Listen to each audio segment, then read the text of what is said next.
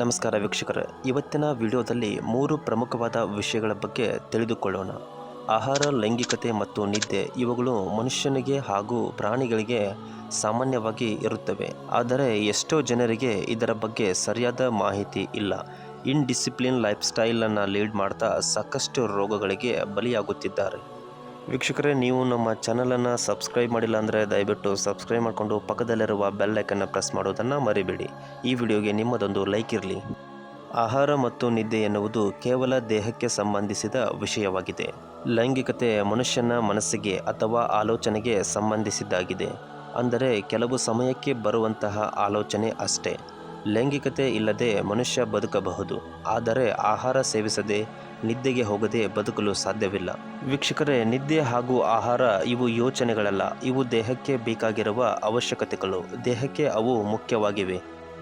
ನೀವು ಗಮನಿಸಬಹುದು, ನಾವು ಸ್ವಲ್ಪ ದಿನಗಳ ಕಾಲ ಉಪವಾಸ ಇದ್ದರೆ ನಮಗೆ ಲೈಂಗಿಕ ಆಲೋಚನೆಗಳು ಕಡಿಮೆಯಾಗುತ್ತವೆ. ಏಕೆಂದರೆ ಲೈಂಗಿಕತೆ ಒಂದು ಆಲೋಚನೆ. ಆ ಆಲೋಚನೆಗಳನ್ನು ಮನಸ್ಸು ದೇಹದಲ್ಲಿ ಲೈಂಗಿಕತೆ ಭಾವನೆ ಬರುವ ಹಾಗೆ ಮಾಡುತ್ತದೆ. ಹಸಿವಿನಿಂದ ದೇಹ ಇರುವಾಗ ಲೈಂಗಿಕ ಆಲೋಚನೆಗಳು ಹುಟ್ಟಿ ಬರಲು ಹೇಗೆ ಸಾಧ್ಯ?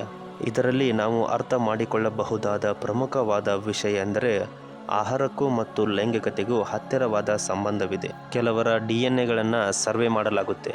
ಆ ಸರ್ವೆಯಲ್ಲಿ ಸ್ವಲ್ಪ ಬುದ್ಧಿವಂತರು ಹೆಚ್ಚು ರೊಮ್ಯಾಂಟಿಕ್ ಆಗಿರುವುದು ಹಾಗೂ ಕ್ರಿಯೇಟಿವ್ ಆಗಿ ಯೋಚಿಸುವುದು ಕಂಡುಬರುತ್ತದೆ.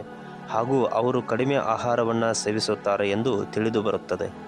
ಡಿಲ್ ಗಾರ್ಡೋ ಅನ್ನೋ ವಿಜ್ಞಾನಿ ಇಲಿಗಳ ಮೇಲೆ ಪ್ರಯೋಗ ಮಾಡುತ್ತಾನೆ.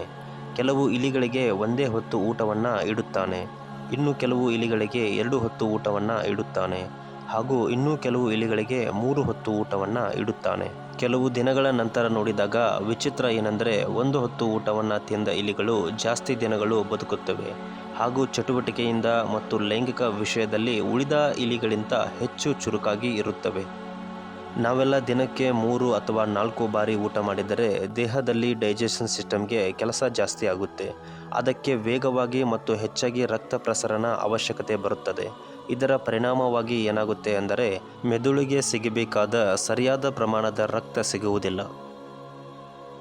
ಯಾವಾಗ ನಮ್ಮ ಮೆದುಳಿಗೆ ಸರಿಯಾದ ಕ್ರಮದಲ್ಲಿ ರಕ್ತ ಪ್ರಸರಣ ಆಗುವುದಿಲ್ಲವೋ ಆವಾಗ ನಮ್ಮ ಆಲೋಚನೆಗಳು ಶಕ್ತಿ ಕುಗ್ಗುತ್ತವೆ. Creative thinking ಕುಗ್ಗುತ್ತದೆ. ಇದರಿಂದ ದೇಹ ಒಂದು ಜಡ ಸ್ಥಿತಿಗೆ ಬಂದು ತಲುಪುತ್ತದೆ. ನಿದ್ದೆ ಹೆಚ್ಚಾಗಿ ಕಾಣಿಸಿಕೊಳ್ಳುತ್ತದೆ. ಇದರಿಂದ ಮನುಷ್ಯನು ಸೋಮಾರಿತನದ ಹಂತಕ್ಕೆ ಬಂದು ತಲುಪುತ್ತಾನೆ. ಇದರಿಂದ ದೇಹದ ಮೇಲೆ ಪರಿಣಾಮ ಬೀರಿ ಅನೇಕ ರೋಗಗಳಿಗೆ ಕಾರಣವಾಗುತ್ತವೆ. ನೀವು ಗಮನಿಸಬಹುದು, ದೊಡ್ಡ ದೊಡ್ಡ ಶ್ರೀಮಂತರು, ಸಿನಿಮಾ ಸೆಲೆಬ್ರಿಟಿಗಳು ತಮ್ಮ ಸಂದರ್ಶನಗಳಲ್ಲಿ ಅವರ ಆಹಾರ ಪದ್ಧತಿ ಮತ್ತು ನಿದ್ದೆಯ ಬಗ್ಗೆ ಹೇಳಿರುತ್ತಾರೆ. ಅವರೆಲ್ಲ ಕಡಿಮೆ ಆಹಾರ ಹಾಗೂ ನಿದ್ದೆಯನ್ನು ಕೂಡ ಕಡಿಮೆ ಮಾಡುತ್ತಾರೆ. ಇದರಿಂದ ಅವರ ಆಲೋಚನಾ ಶಕ್ತಿ ಹೆಚ್ಚುತ್ತದೆ. ಅವರಿಗೆ ವಯಸ್ಸು ಹೆಚ್ಚಿದ್ದರೂ 25ರ ಯುವಕನಂತೆ ಕಾಣುತ್ತಾರೆ. ಹಾಗಾಗಿ ನಮ್ಮ ಜೀವನದಲ್ಲಿ ಆಹಾರ, ನಿದ್ದೆ, ಲೈಂಗಿಕತೆ ಇವುಗಳನ್ನು ಸರಿಯಾದ ಕ್ರಮದಲ್ಲಿ ಉಪಯೋಗಿಸಿಕೊಂಡರೆ ನಮ್ಮ ಜೀವನ ಆರೋಗ್ಯದಿಂದ ಕೂಡಿರುತ್ತೆ ಎಂದು ಹೇಳುತ್ತಾ ಈ ವಿಡಿಯೋನ ಮುಗಿಸ್ತೀನಿ ವೀಕ್ಷಕರೇ. ಈ ಮಾಹಿತಿ ನಿಮಗೆ ಉಪಯುಕ್ತ ಅನಿಸಿದರೆ ವಿಡಿಯೋನ ಲೈಕ್ ಮಾಡಿ, ತಪ್ಪದೇ ಚಾನಲನ್ನು ಸಬ್ಸ್ಕ್ರೈಬ್ ಮಾಡಿಕೊಂಡು ಪಕ್ಕದಲ್ಲಿರುವ ಬೆಲ್ ಐಕನ್ನ ಪ್ರೆಸ್ ಮಾಡೋದನ್ನು ಮರಿಬೇಡಿ. ಹಾಗೂ ನಿಮ್ಮ ಅನಿಸಿಕೆಗಳನ್ನು ಕಮೆಂಟ್ ಮೂಲಕ ತಿಳಿಸಿ. ಮತ್ತೆ ಮುಂದಿನ ವಿಡಿಯೋದಲ್ಲಿ ಸಿಗೋಣ ವೀಕ್ಷಕರೇ. ಈ ವಿಡಿಯೋ ನೋಡಿದ್ದಕ್ಕಾಗಿ ಹೃದಯಪೂರ್ವಕವಾದ ಧನ್ಯವಾದಗಳು.